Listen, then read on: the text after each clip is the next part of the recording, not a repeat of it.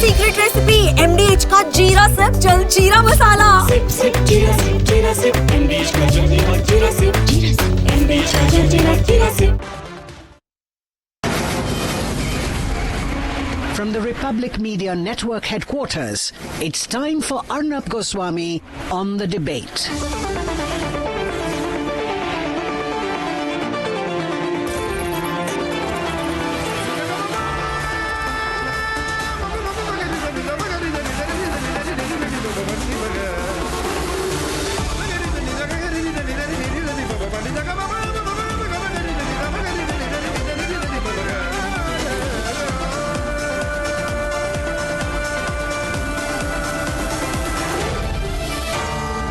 Arnab Goswami on the debate. The defining moment of the last 24 hours was the Tomahawks being fired by the Americans from their aircraft carriers, and that launch of Tomahawks and the release of this video is all aimed at saying that America has a superior hand in this fight. And let there be no doubt about it. America is a far, far, far superior military power compared to Iran. It's even foolish to compare the size and scale and the power of inflicting damage on both. But ladies and gentlemen, wars are not fought or won by only launching Tomahawks. And that's where things become a little complicated. Ladies and gentlemen, I'd like to give you my own subjective assessment of what's been going on. And I believe that the American media reporting through American plants that the Iranian leader Larijani, who is, according to the American media, according to people who planted the story of them rising up the ladder, the power hierarchy after Ayatollah Ali Khamenei, the whole story that was put in certain American publications that Larijani is now pleading with the Americans to compromise and resume nuclear dialogues, that shows that somewhere the Americans are on the back foot. It also prompted Larijani himself to come and say, no, that's not true. I'm in the fight and I'm going to fight America back. But why was the plant put out? Why was there an attempt to give the impression that there is a figure within the Iranian establishment post-Khamenei, who is on America's side, literally what Rodriguez was post-Maduro? Reality is there is no Rodriguez in Iran, and reality is Iran is not Venezuela.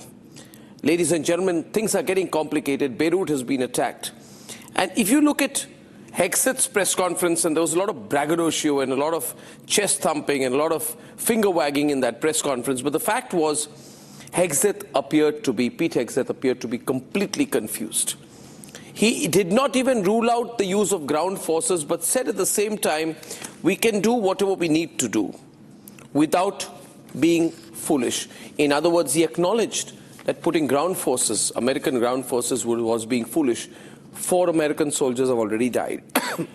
And the Americans are now saying they expect further losses because there's a major combat situation, which means potentially American casualties are being underplayed. Then there are visuals of American fighter jets falling from the sky. I don't know if you have that visual.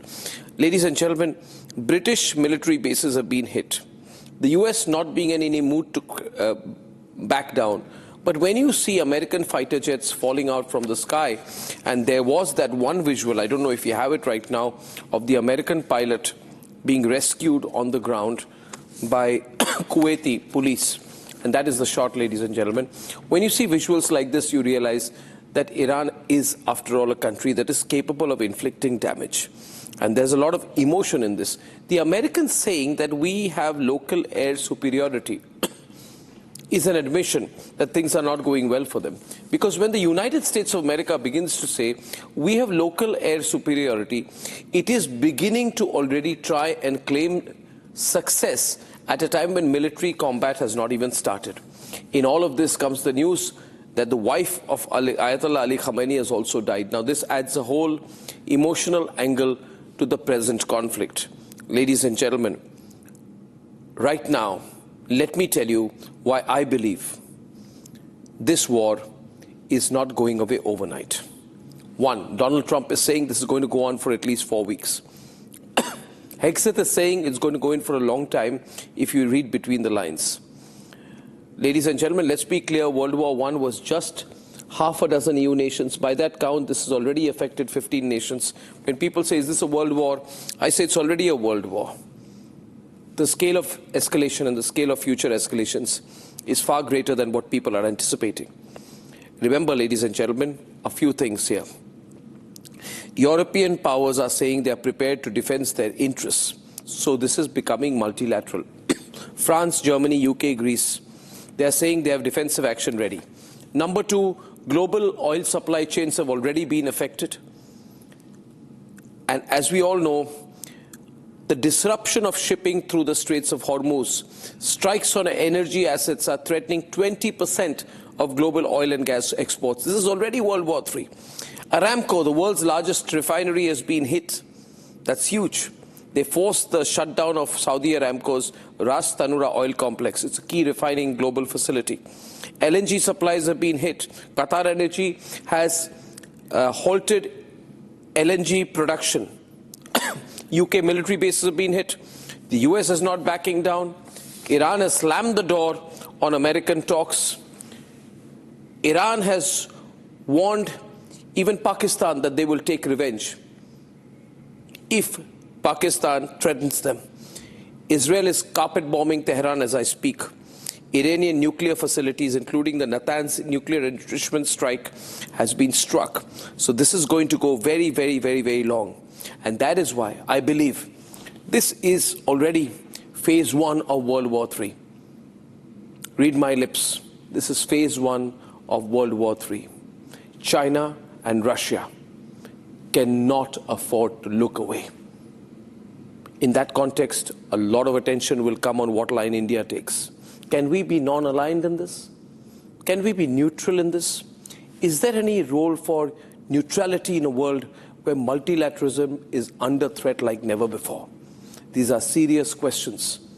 We are part of a global gambit. We are all subject to Trump's actions, but we haven't seen the counteraction yet. Watch the space, read my lips. This is phase one of World War III. Let's debate.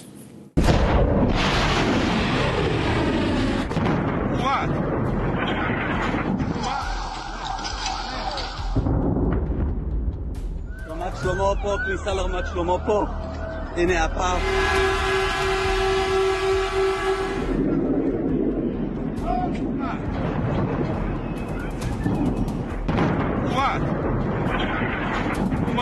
The war waged by Trump is spreading across the Middle East.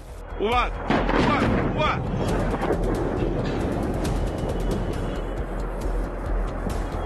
These are the visuals from Tehran.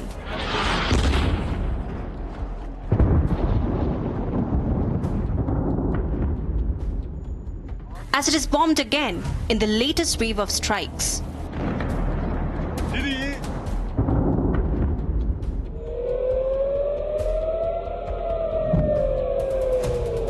But Iran is hitting back. From Beersheba in southern Israel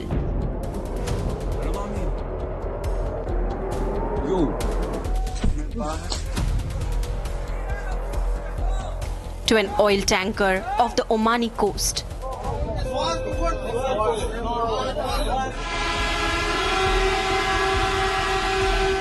To one of the world's largest oil refiners, Aramco in Saudi Arabia. To a UK airbase in Cyprus.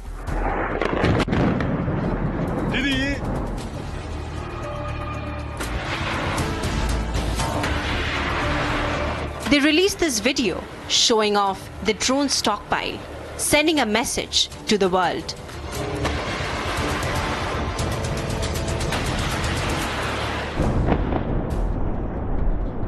Lebanon, Kuwait, Bahrain, UAE, Qatar. The tremors of the war has spread across West Asia. Amidst this, Pentagon has held a press briefing detailing the aggression in Iran. Turns out the regime who chanted death to America and death to Israel was gifted death from America and death from Israel. America, regardless of what so-called international institutions say, is unleashing the most lethal and precise air power campaign in history. B-2s, fighters, drones, missiles, and of course, classified effects. All on our terms, with maximum authorities. No stupid rules of engagement, no nation-building quagmire, no democracy-building exercise, no politically correct wars. We fight to win, and we don't waste time.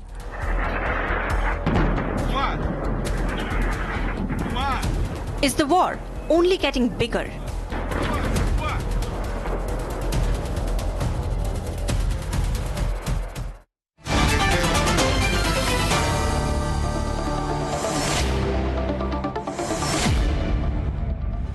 We have the spokesperson of the Israeli Ministry of Foreign Affairs, Oren Marmorstein, joining us. Good evening, Oren. I don't know if you watched that press conference of Pete Hegseth, where he said that we don't care about the people of Iran. We don't care about democracy. We don't care about anything politically correct. We just fight to win. We want to win. So far, there was an attempt being given by sections in America that this was about helping the people of Iran. That has gone away after that press conference because he says we don't even want to talk about democracy, people, civil rights, anything.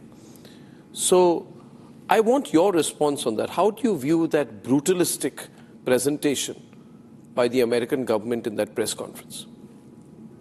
Good evening, Arnab. It's good to be on the show. What I heard fairly clearly from the leadership of the American administration and the defense secretary, quote, was a very clear sentence. We fight to win.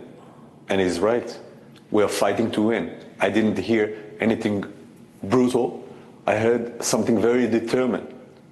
And regarding the objective, why all of this is happening right now, the answer is very clear. We are operating to remove a threat. It's a threat to Israel. It's a threat to the region. Do you know, and I'm sure you know, and I'm sure your viewers know, that the Iranian regime did not only attack Israeli civilians, they did not only attack their own civilians, massacring thousands of civilians. They attack Arab countries. 8 different countries in the Middle East were attacked. And as your report... No, they've been attacked after Khamenei was killed. What did you expect the Iranians to do? Bury Khamenei and forget that they were killed? I mean, you know, I could equally ask you, Oren, is it not true that there were detailed talks between the Americans and the Iranians that had reached a very advanced level? And there are reports that there was almost an agreement reached till the Israelis and the Saudis put pressure on Trump to disregard the outcome of the talks, which could have been positive, where I think the Iranians had agreed to stop their nuclear enrichment or almost agree to 99.9% of the terms. Why then go and kill Khamenei? How is that? Why have talks if the eventual purpose was to kill Khamenei? And was that a diversionary move, the talks themselves? We know for a fact that the Iranian regime was conducting empty talks that had no intention of actually reaching a substance agreement. On the contrary, the sole purpose of those empty talks was to buy time. And you know, Arnab, why they were looking for buying time? Simple answer. They wanted to have time to put underground, down below, all the facilities they can reproduce, whether it's nuclear, whether it's ballistic, and to tuck it away very safely. Why were you giving them that time? And then, why were you, if they were buying time and playing for time, why were you giving them time by talking to them? And then. No, you didn't answer my question. If they were buying time, why were you giving them time by talking to them? So, at the moment, the main what's happening on the ground is not about talking, is about removing the threat. No, 1 minute. You said that the Iranians were buying time by talking to you on No, they nuclear weren't talking to us. They were talking to our American friends. They were talking to the Americans. Why were the Americans giving them time if the eventual purpose was to kill Khamenei? So I think the leadership of President Trump was very clear. And when the United States of America and President Trump decided that now it's the time to address this threat with military means, they did so. And again, I'm here to represent the state of Israel, so I'll leave for the Americans to represent themselves. But I want to be very clear what we are doing here, and this is a joint operation by Israel and the United States. And I'm sharing with you. The Israeli perspective. Yeah. The Israeli perspective is very clear. No, I understand that. But Benjamin Netanyahu is saying now it's for the Iranians to take it to the next level, IRGC. But there is nothing indicative that there is anything but a further consolidation in favor of Khamenei on the ground. Now, there are the networks that are operating from the TV networks, the media that's operating from Iran, the visuals from Isfahan, from Tehran, all show growing support for Khamenei. So has the calculation that the elimination of Khamenei would lead to the decapitation of the regime really worked? If the purpose was regime change, then why is it that we don't see that happening? Arnab, I want to ask you, frankly, do you believe those pictures? Do you believe those reports? This regime... The pictures are on the screen right now. No, since you asked me, I don't know. These visuals which are there... Oren, let me ask you, those visuals, when you see them, are they AI generated or are they real? But you know, you can falsely try to create a false impression, fake impression. And you know, this is the closest you get to 1984. It's a dictatorship, it's a regime that is brutal. You know the facts, Arnab. They massacred their own people. They were shooting people, thousands of people, Iranian civilians on the streets. What are we talking about? So why were you talking? Why were you talking to them? Why were the Americans talking to them? This is the most brutal regime that the world has recently, you know, in recent years, we've never seen anything like it. And this regime is attacking their own civilians.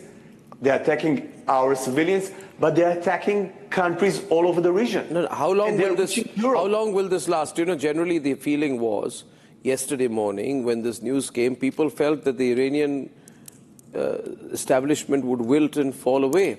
And you know how this is in situations where the eventual purpose is regime change. I'm just sharing my example. Generally, any student of geopolitics will tell you, Owen, that if the first week passes without the establishment falling, then it goes into a reverse cycle. And today, you have pictures of US F-15s falling from the sky. These are targeted attacks that have happened. Aramco's been hit. If this continues for a week, and then unless you commit ground forces, can I show those visuals of the flights? Yeah. Unless you commit ground forces, somebody is going to have to commit ground forces. Pete Hegseth said, we're not going to do anything foolish, which means Americans are not giving ground forces. Arnab, I think both of us will agree that it's probably better to be cautious with our predictions. You know, you mentioned about references to historic examples, but in a way we're making history as the days go by. And this already is an historic operation with historic success. And I don't want to... But with ground forces, you see, Americans can Trump afford to see American body bags come home before the midterms? He can't do that. He's saying, I'm not ruling it out, but he can't do that. Unless he does that, then regime change does not happen. Let's remind our viewers that I'm here to represent the state of Israel, and I will do so. And okay, so I will from the Israeli perspective, from the Israeli perspective, from the Israeli perspective, and I'll answer you from the Israeli perspective. From the Israeli perspective, this operation will be completed successfully. This threat called the Iranian regime, this threat will be removed. And yes, we are enabling conditions that will enable the Iranian people to free themselves. Okay. And I'm telling you because we've seen it in the past. You mentioned examples. We've seen it in the past. Okay. Israel being very successful. Last point to you. And I'm sure this will be the case. Last question to you. What is, from an Israeli perspective, what is the strategy that the Iranians have in getting so many countries involved? You know, so many countries which are now the target. They must be working to a strategy. What is the strategy of getting so many countries, including countries in Europe, involved? So, frankly speaking, I'm not sure about the strategy or the intelligence behind or how brilliant it is, the Iranian strategy, because I really don't find the rationale behind attacking basically every neighbor. Every neighbor of Iran, almost every neighbor was attacked. They did it intentionally, they weren't provoked, and they went after Arab countries. So I don't see the benefit of this, but we are running our own operation. And this operation will be done successfully until the end. I'm sure of that. Well, Arnab, we'll keep in touch. Thank you so much for giving us your perspective at the start of the debate this evening. I'm joined by Saurabh Shukla from Washington, D.C., our chief consulting editor, Stav Cohen, former IDF Special Forces from Tel Aviv, Adel Nazarian, foreign policy analyst from Washington, Sierra Claire. She's a foreign policy expert and host of the 11 o'clock hour podcast. Joining us from Los Angeles, from Moscow, Tatiana, familiar face for all our viewers tonight. She's joining us tonight. Omer Anas, associate professor at Ankara, the Bayazit University, and Burzin Wagmar, Center for Iranian Studies at SOAS in London. Burzin, I want to start with you. How's it going, you think, how's it going? I mean, give us your view of what the Iranian mood is like today, the mood in Iran. I think it's going brilliantly for the last 48 hours, Arnab, which you put to Mr. Marmorstein. For the the coalition forces, Iran's crown jewels have been vaporized. The S-400 batteries, which were supposed to be, which were delivered in 2016, they've gone. The HQ-9B air defense ring around metropolitan Tehran, completely inactivated. Intelligence ministry honchos of every sectional head has been taken out. Not to mention the IRGC Command and Control Center, and this is just 48 hours. You asked about what is Iran's strategy. Let me come to that now. Its delusionary strategy is based on this sheer notion of pain that they can take in with notions of millenarian martyrdom. But they feel that by this scattergun approach, they can rope in the GCC allies who would in turn nervously turn to Trump, asking him to come back to the negotiation table because they can't take hits or boots on the ground and the rest of it. Overnight, Abu Dhabi has stiffened Trump's spine, which explains a lot about Secretary Hexed's spitting blood narrative that you just saw delivered as a lecture. Likewise with MBS in Saudi Arabia, not to mention Bahrain and others who are determined this time that they will not be putting up with this existential threat to them since 1979. And that is a patent fact that turning the page on this regime and going all the way, and yes, you can do it even without boots on the ground, because a certain critical mass momentum is going to develop, as Trump pointed out, where the people will come out. They have been coming out in previous revolts, even at the cost of being shot in cold blood. What makes you think they won't do it again? And this was the last cycle of violence which we saw in December, January 2025.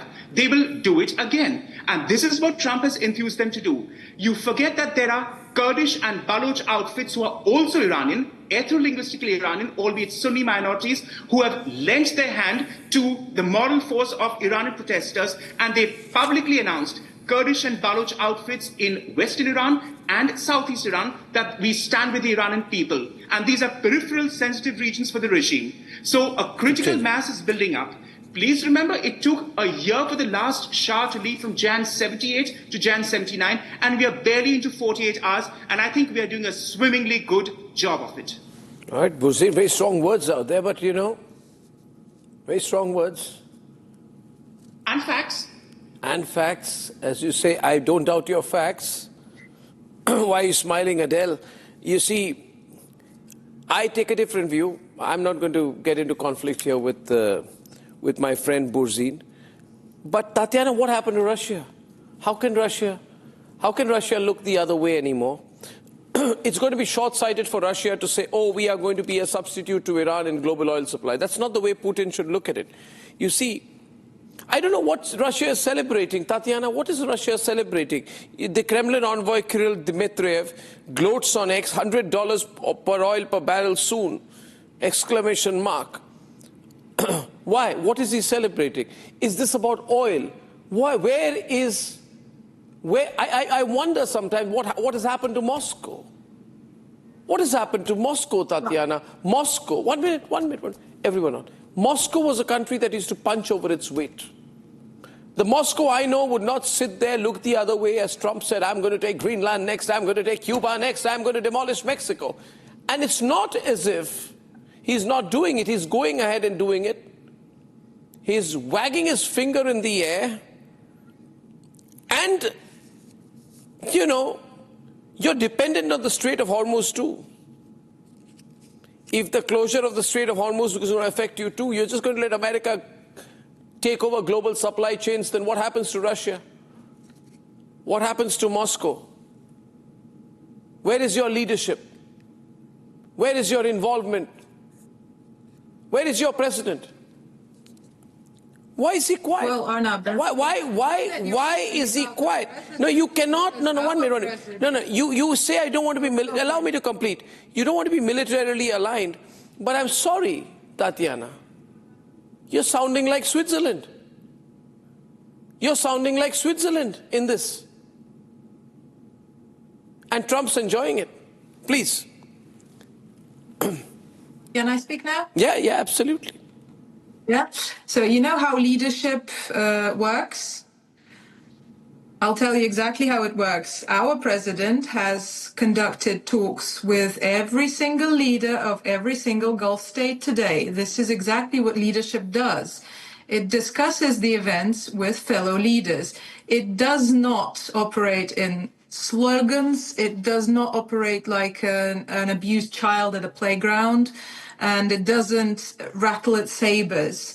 That is what leadership is about, and that's what Russia's leadership has always been about. We don't participate in media stunts. So that you're again sounding like Switzerland. And again.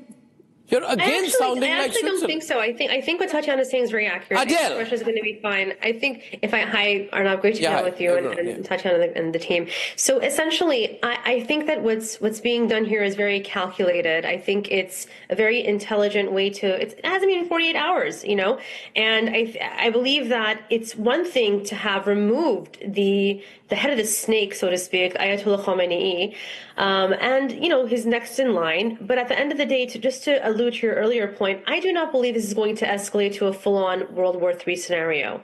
I really don't see that happening.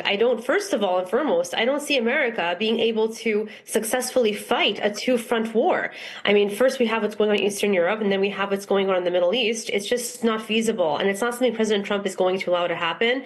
And Israel, I don't think Russia wants that to happen. I think Russia is taking a seat back, and of course, I think Tatiana can allude to this better, address this better, because they're waiting to see what's going to happen next. I will make one more point that I think is really important to address here. All this work was done 47 years this regime has been in power. Not ironically, President Trump is the 47th president of the United States. It happened during Purim, which is historically the time when the Jews overcame Persia, the evil Persian Haman. So this is all symbolic. It's all very interesting timing of it all. But at the end of the day, what's going to come next is going to be absolutely indicative of what to expect. I don't see a future here a successful future here for anyone in the Middle East or beyond in the West, where there is a continuation of the current Islamic Republic. Why is Burzin saying things are going swimmingly well? It's going swimmingly well in terms of how it's been the past, 48 hours almost since it's occurred. But in terms of getting the accomplishment done, sticking to the plan, what happens in the next week, though? What happens in the next 6 months in particular?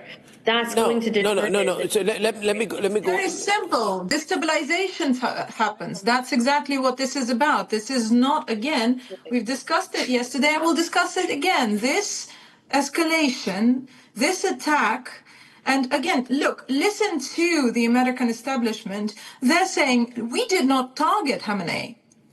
This was the Israelis. The Israelis are going to bear the brunt for this attack. Right now, they're going to get because yes, Iran can target US bases, but we all can pretty much expect that with the amount of time that went into the preparation of this attack, there was an equal amount of time put into evacuation of American military personnel that they could evacuate so that they don't get hit, because everybody understands what Iran is going to do once attacked. So this is not about strategically waiting what's going to happen, and I appreciate the colorful pictures that were painted by our Iranian counterpart. I don't believe a single word of what he said.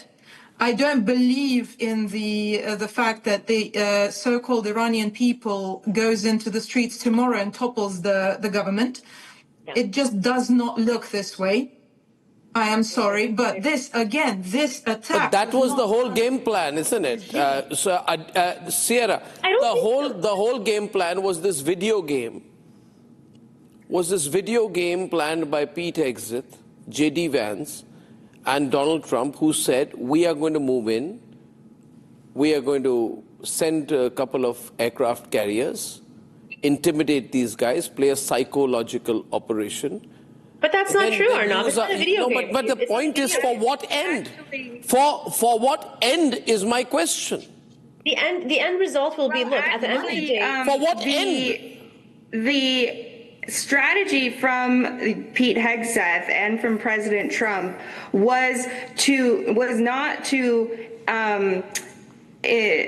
play, as you said, kind of play out a game here. It was to use American military force to ensure that the Iranians knew who they were dealing with. This is not Obama. This is not Biden. This is Trump. We will use military force if necessary. They didn't get the message from the giant naval armada buildup and the repeated statements by President Trump. So we have gone now to military force. And to answer your question, to what end? They said very clearly in the press conference this morning, destroying the ballistic missile capabilities, destroying Iran's nuclear program, keeping them from trying to move it underground or rebuild it, and destroying the terror proxies. But Sierra, my question to you: when the man-child Hegseth takes the stage, does he realize how much he embarrasses himself? For all this while, Saurabh, and you don't like what I'm saying. You don't like sort of what I'm saying, Stav, you don't like, but he is behaving like a man-child who says democracy doesn't matter, people don't matter, we fight to win, I'm Rambo 4. You see, the question is this, the question is, you built up an argument saying that the people of Iran must liberate themselves, and now you are saying the people of Iran don't matter, we've got to just win this. That's not true. But that is what he said. He said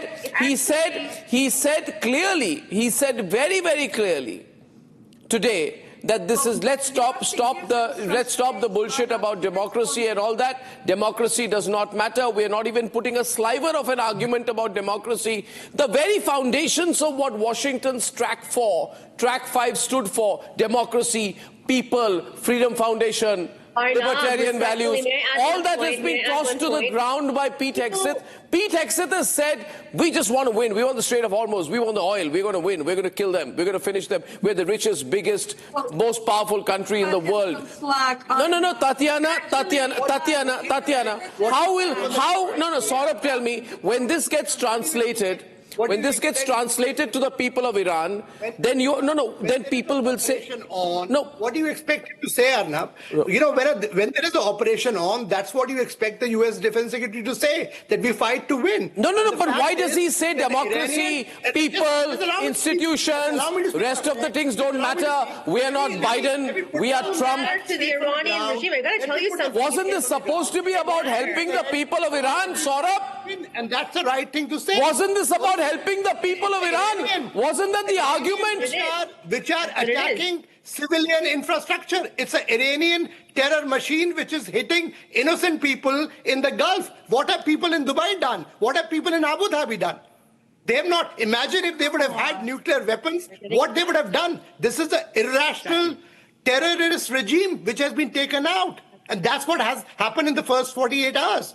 Yes, the war will take time. And I can also tell you, I don't see this developing into the world war because I don't think US will put boots on the ground. That depends, Saurabh. Other allies which will have. That depends, Saurabh. It won't be World War I would say that what has been done on military and strategic terms is the right way to go because the world has now gotten rid of a terror mastermind who has been running this terror factory for too long. And even countries I think have been impacted by that. I think Moscow is liking this because it's a gradual war of attrition for Trump. You know, the general feeling, Stav, about Trump is that he's his worst enemy. He's got this self-destructive streak. And he must put himself in a greater and greater mess while other larger countries slowly consolidate. Now, Trump is not ruling out putting feet on the ground. As a former IDF Special Forces officer, do you think any country can afford to put feet on the ground in Iran in the present situation or in the immediate future? But that's what I'm saying, and that's why I'm escalating to World War III. Stav. Yes, sir. Thank you for having me. First of all, it's a pleasure being back here. Just to state, if I may, I'm not a former reservist. I'm still on active duty. And I'm sorry, I don't know why I get that wrong. Sorry, Stav. This is all good, sir. Just corrected it.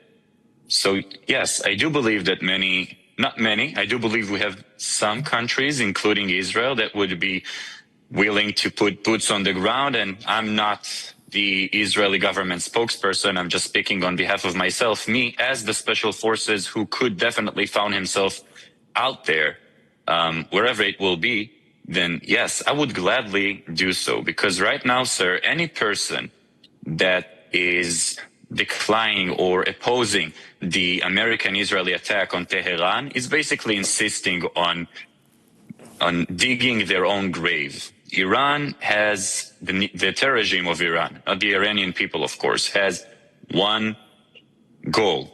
Their end goal is akhilafe, very important word in Arabic, and I believe anyone who presume to have this discussion needs to read the Quran, speak Arabic, because if you don't know, if you don't speak their language, if you do not understand their mentality, then you could never understand their end goal, which is akhilafe, one global Islamic state. And it's not my personal opinion, sir. Their former president, Ahmadinejad, said, I think he ruled between 2005 to 2013, 8 years, right? Yes. He said, and I quote, "We will convert the entire world into Islam."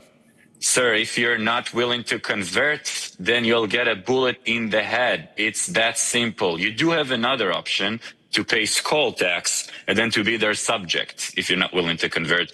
And not only be Islamist, not only to be Muslim, but to be the right kind of Muslim, because that was their Muslims in Syria. Tatiana, ISIS kidnapped. If I may, sir, just to finish my sentence. No, I'm just saying, why you must finish your sentence. Sir, I'm just saying a lot of excitement among our two Russian panelists out here, Tatiana and Nikita, who are nodding their heads, but I'll let you complete your point, Stav. Nikita, just wait. We'll come to you after that. It is one last sentence, sir, if I may. If I may, one last sentence. Those were Muslims in Syria that got kidnapped by ISIS, radical Muslims, of course. And they asked them, ISIS asked the Muslims, innocent civilians, right, in Syria, how many rak'ah, how many bows do you have in a single day of one prayer? If you did not know the answer, somewhere between 15 to 18, depends on the day, orange sweatsuit, they're putting you on your knees, face down, bam. You and your head are no longer together. This is the reality, and this is the true result and the end goal of any radical movement. Now, as an IDF Special Forces who fought Iran for the past who fought the Iranian proxies for the past 12 years, I can guarantee you one thing. When we're fighting over love, freedom, democracy, they're fighting over destruction, akhilafe, and terrorism. This is what all they care about. And this is why I bless and I'm glad on Khamenei, the Ayatollah elimination, and I hopefully, I believe that we will have another regime that will be willing to come to the negotiation table, because here, sir, in the Middle East, to bring someone, to get someone to the negotiation table is not asking politely. You need to take a knife, put it against their neck and tell them you have 1 second to decide, are you willing to negotiate or not? If that person is not saying yes, cut its throat, get the next one to the negotiation table, because they don't care about negotiation. They don't care about their own people. Over 30,000 Iranians were massacred over the past couple of months, sir. I think this is the best proof. Okay, Nikita, your turn. Okay, I'm glad to join you and your panelists, including that young terrorist from the United States. He's not better than any other terrorist from ISIS. He's on actual duty. So he's a part of the terrorist organization who killed a few days ago in Mina more than 100 Iranian girls at the school. That's a lie. It was an IRGC missile. It was IRGC friendly fire missile. That is a lie. That is a lie. It is an IRGC missile. Did you call Burzin, who is an academic, a terrorist? He's not a terrorist. He's an academic. 1 second. Calm down, gentlemen. Okay. Burzin, don't respond. Burzin is provoking you. Burzin, you don't respond. Burzin, after this is done. After this is done, Burzin, let him complete. Then you hit your tomahawks back. Not now. Not now. Let him finish. To kill civilians. You are dealing with American terrorists who killed their children. On screen also. He can smile, of course, because he Sir, I'm an Israeli. It's okay. You can insult me if you want, but I'm an Israeli. Proud Israeli. This girl, please shut up, a criminal. Burzin and Stab. Calm down. Let's go on. Nikita. We are here to discuss how to stop the terrorism. So we are here to discuss how to stop ISIS and United States. What should be done to stop this terrible aggression against people of Iran, against these girls? You can smile, you can laugh, but your daughter or well, your I always son smile when it's comedy, sir. It's a stand-up comedy what you're saying here, so I'm smiling. I'm going to destroy him right now with facts. Iranian studies facts. It is our business to stop this terrorist organization called United States, because they pretend to have a power. They pretend to control our countries, our children, and our lives. It is not their business. We have freedom, we have independence, we have right to choose our future and our political system. We do not need American warriors in our land. And if you want to ask questions about democracy, if you want to change our political system, just wait for more coffins came to your country. If you are on the actual duty, you should understand you're the criminal, you're the killer, and you Get your facts right. Get your facts right on Iranian studies. It was an IRGC missile. It was friendly fire. What did you at the earth? And you will nothing to say. Because Nikita, I have something to say. I have something to say. Tatiana versus these two. I'm just waiting for the comedy to end. American criminal. See, I tell you this.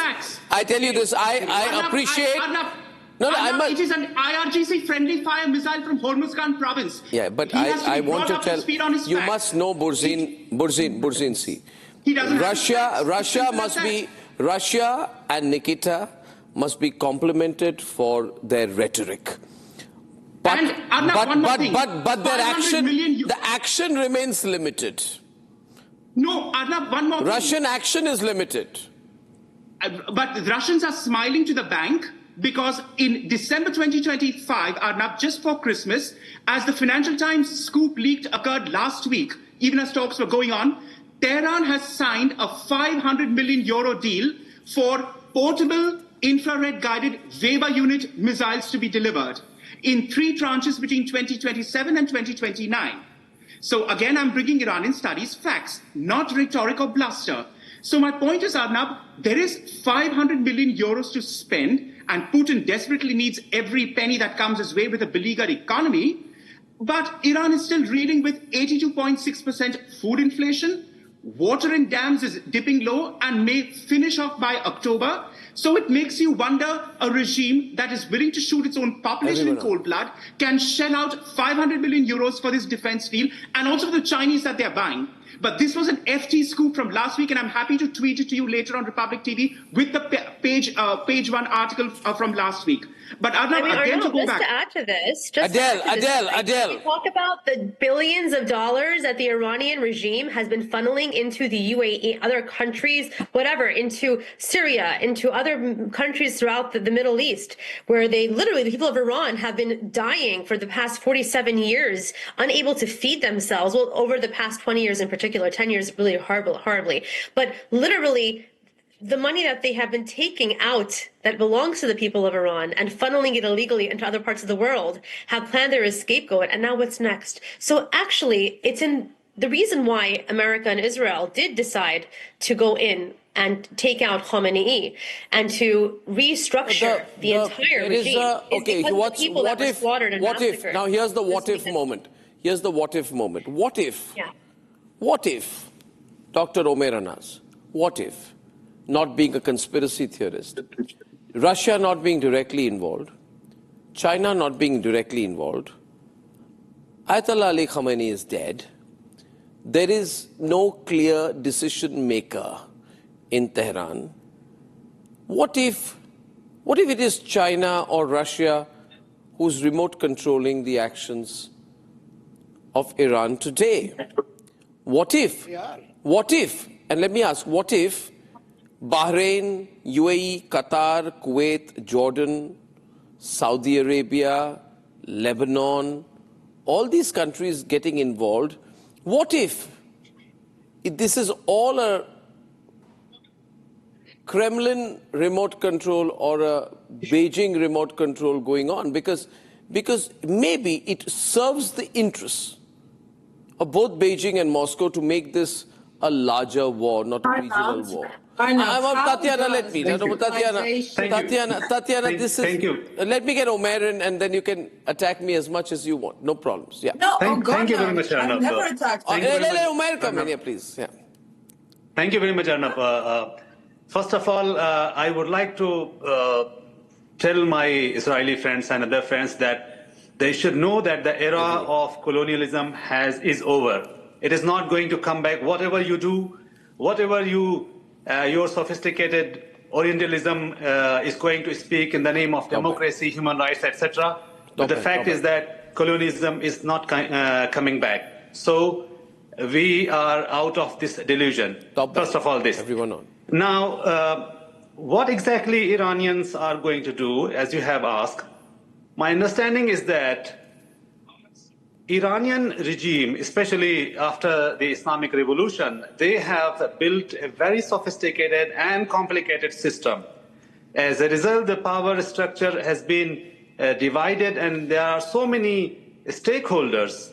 And Israelis and Americans, they promised to the entire world and the region, especially to Europeans, that the regime will collapse in maybe 24 hours or 48 hours. Yeah. However, the regime is not going to collapse that soon.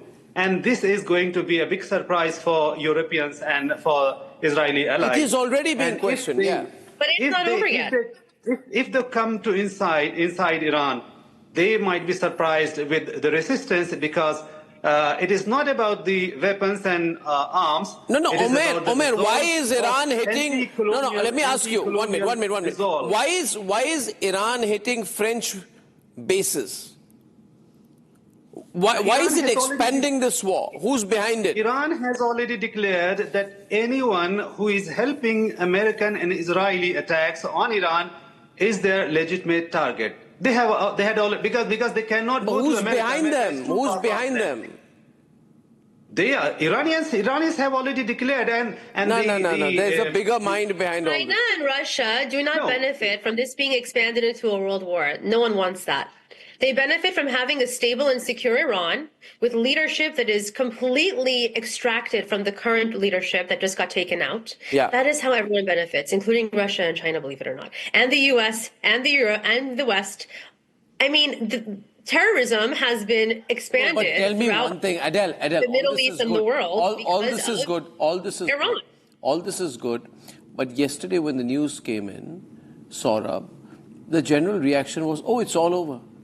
Today, it's not over. Today the feeling is, oh, it's Whose just reaction started. was? We discussed this last night, Arnab. No? We discussed this last night, and I told you exactly that. I told you that. No, you said something wholly different to me, and I read your words. You said to me, Arnab, why do you believe? You said, Arnab, why do you believe the Iranians cannot stand up for themselves? And I found it very revealing what you said, because you know the reality that there has to be a mind, a brain, a supply chain behind the present Iranian response. I do not believe that there is nobody behind Iran. So they can't. The Iranian people cannot do it on their own. Yeah, right now. Sorry, they cannot. They need support. I'm just saying it. So are they getting Russian and Chinese support? Maybe 2 weeks from now, China and Russia will slowly begin to lift the disguise. What I mean by support is that I don't know if, for example, weapons have been funneled into Iran, if the IRGC operatives, if the individuals who have been carrying the massive brutal crackdowns that killed over 60,000, what I'm hearing actually, Iranian people, have been able to are turning away from the regime now that Khamenei is gone. They're actually supporting the people now. We don't know any of this yet. But Saurabh, isn't there a feeling in Washington now that did we start something bigger than we thought? No, they knew about it, Arnab. They had factored it in. They factored it in, Rosie? Yes, they did. They're ready to fight for what, a month, 6 months, a year? Can I answer when Russia moved into Ukraine, they thought it's over in a week. The fact of the ground is that they want to finish it, but they also know, they're also mindful of the fact that you're dealing with Iran, and certainly while you've taken the top leadership out in the first 24 hours, there's still a lot more left. That's the reason if you see the statement coming out of President Trump, is that you will see a bigger wave coming out from the US and allied forces, because what the Iranians have done and what the IRGC... What bigger thing? You can't nuke Iran, can you? I mean, are you threatening to do another Hiroshima there? Kind of a role as well. No, what bigger than what you're doing already? They have expanded the ambit of the operations, and the Iranian IRGC commanders who are still running this operation from being, What is Trump's next move, Saurabh? I don't have... What is Trump's next move? To degrade the capabilities further. Make sure to degrade the capabilities on one hand, further. You hit out with a bigger force to make sure you take out any remaining Iranian installations which are posing threat to US and its allies. The fact that they're hitting civilian targets like airports, terrorizing people, those threats to be neutralized. That's why. 1 second, last word.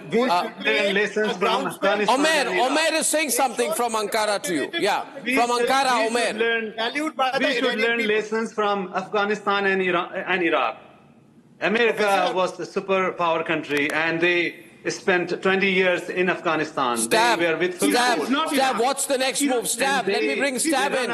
Stab, what's the next move?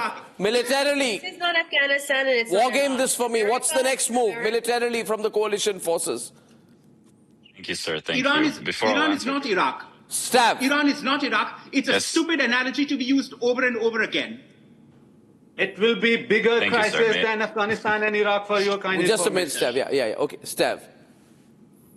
Thank you, sir. I have a question before I'll go to our distinguished advocates for terror regime here. Who here, showing of hands, has ever set foot in a battlefield? Nikita. Let's see it. Anyone has ever set foot in a battlefield? No, I didn't think so, right?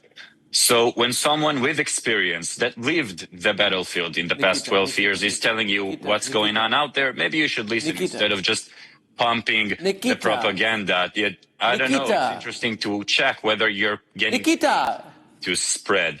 Now, here's the reality with Iran. The terror regime in Iran for the past 47 years destroyed its own people. They kidnapped, hijacked an entire civilization. 90 million Iranian has been suppressed, has been crushed, has been thrown into jail. And hold on, sir, hold on, be patient, okay? And now In 2026, this U.S., this American and Israeli attack is simply a message, a very clear message. In 2026, there is no more room for terrorism. There is no more room for jihad. There is no more room to force women. Hold on, if I may to finish my sentence, please. Thank you. In 2026, sir, I hear that you called me a terrorist. Out of my experience, it's not my first rodeo, sir. When someone is getting personal on a debate, usually that person is losing. So please lose when your mouth is shut and listen to what I'm saying. All right? Listen to someone with experience. In 2026, there is no more room to tell a woman to cover her head. Okay, stab louder. In 2026, there is no more room to tell a woman to cover her head with hijab. In 2026, there is no more room to not to allow. Hold on, ladies, sir. Not to allow women. Stav, not to allow women. Stav, I'm running short of time, but you made a very strong point. Ladies and gentlemen, I'll only wrap up by saying that eventually, remember, Trump will have to look at the political Do you want to impact. see a regime, Arnab, do you still want to see a regime in Tehran which does not allow women into stadiums to watch sports? I'm completely against that. It's none of your business. It is for the Iranian people. It is for the Iranian people to decide what kind of issues they want. And you as a Muslim sitting in Turkey should be supporting them. And you as a Muslim, Okay, Bursi, let me say unequivocally that I'm against what you and I are against the same things on that. We are the way women have been treated in Iran is unforgivable. The way women have been treated in Iran, and you and I are on the same page on that. Ladies and gentlemen, it's getting complicated. The time is up for my show this evening. But Trump says a bigger wave is coming. What that is, we'll know if you're watching Republic. See you tomorrow. Good night and goodbye. Breather. Arnab will be right. आधे bowl दही में 4 चम्मच MDH चटनी पुदीना मसाला डाला, stir करो, पुदीना चटनी तैयार। MDH चटनी पुदीना मसाला।